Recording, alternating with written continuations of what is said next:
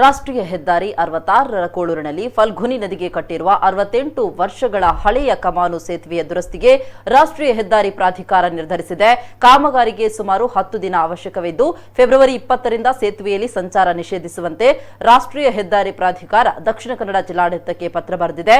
ಈ ಬಗ್ಗೆ ಕೆಲವೇ ದಿನಗಳಲ್ಲಿ ಜಿಲ್ಲಾಧಿಕಾರಿ ಮತ್ತು ಸಂಚಾರ ಪೊಲೀಸರ ಉಪಸ್ಥಿತಿಯಲ್ಲಿ ಸಭೆ ನಡೆಸಿ ದಿನಾಂಕ ಅಂತಿಮಗೊಳಿಸಲಾಗುತ್ತೆ ಅಂತ ಜಿಲ್ಲಾಡಳಿತದ ಮೂಲಗಳು ತಿಳಿಸಿವೆ.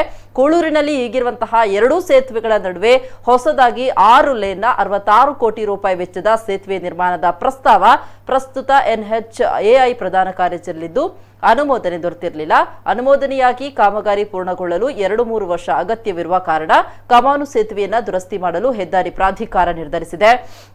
ಒಟ್ಟು 38 ಲಕ್ಷ ರೂಪಾಯಿ ವೆಚ್ಚದಲ್ಲಿ ಕಾಮಗಾರಿ ನಡೆಯಲಿದೆ.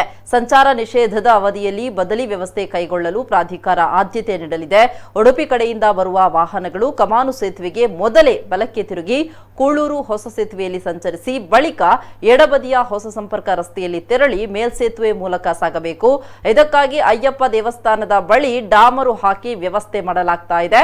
ಭೂ ಸಾರಿಗೆ ಮತ್ತು ಹೆದ್ದಾರಿ ಸಚಿವಾಲಯ ಹೈದರಾಬಾದ್ನ ಮೆಸಸ್ ಆವಿ ಅಸೋಸಿಯೇಟ್ಸ್ ಏಜೆನ್ಸಿಯ ಮೂಲಕ ಹಳೆಯ ಕಮಾನು ಸೇತುವೆಯ ಮೇಲ್ಭಾಗ ಕೆಳಭಾಗದ ತಪಾಸಣೆ ದಾಖಲೆ ಮತ್ತು ಮಾದರಿ ಪರಿಶೀಲನೆ ನಡೆಸಿತು. ಅದು ಪ್ರಯಾಣಕ್ಕೆ ಅಯೋಗ್ಯ ಅಂತ 2018ರಲ್ಲಿ ವರದಿಯನ್ನು ನೀಡಿತು. ಭಾರತ್ ಮಾಲಾ ಯೋಜನೆಯ ಸರ್ವೆ ನಡೆಸ್ತಾ ಇರುವಂತಹ ತಜ್ಞರ ತಂಡ ಸೇತುವೆ ಸಂಚಾರಕ್ಕೆ ಯೋಗ್ಯವಲ್ಲ ಅಂತ ಕೂಡ ಹೇಳಿತು. ಆದ್ರಿಂದ ಅದರಲ್ಲಿ ವಾಹನ ಸಂಚಾರ ಸ್ಥಗಿತಗೊಳಿಸಬೇಕು ಅಂತ ರಾಷ್ಟ್ರೀಯ ಹೆದ್ದಾರಿ ಪ್ರಾಧಿಕಾರ ಜಿಲ್ಲಾಡಳಿತಕ್ಕೆ ಮನವಿಯನ್ನ ಕೂಡ ಮಾಡಿತು. ಸಂಚಾರ ನಿರ್ಬಂಧಿಸುವ ಬಗ್ಗೆ ಕಳೆದ ವರ್ಷ ಅಂದಿನ ಜಿಲ್ಲಾಧಿಕಾರಿ ಶಶಿಕಾಂತ್ ಸೆಂಥಿಲ್ ಪ್ರಕಟಿಸಿದ್ರಾದ್ರೂ ಅದು ಕೂಡ ಜಾರಿಯಾಗಿರಲಿಲ್ಲ. ಈಗ ದುರಸ್ತಿ ಭಾಗ್ಯ ದೊರೆಯಲಿದೆ.